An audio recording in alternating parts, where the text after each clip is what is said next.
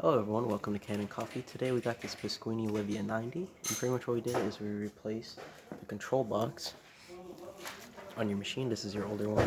We replaced this whole thing right here, and we replaced the water pump and all the hoses connecting to it. This is your old one from 2001, as you can see. And now we're gonna do a couple tests. We're gonna test the espresso. We're gonna test hot water, and we're gonna test the steam.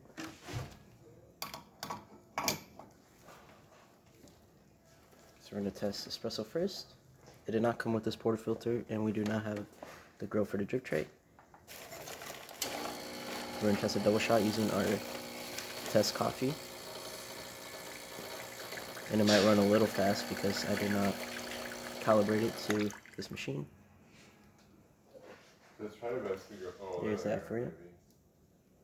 And the extra water is the extra pressure. Then we're going to test hot water.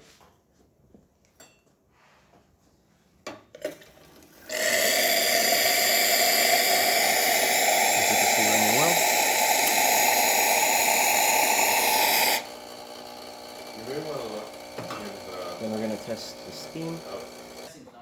Alright, now we're going to test the steam.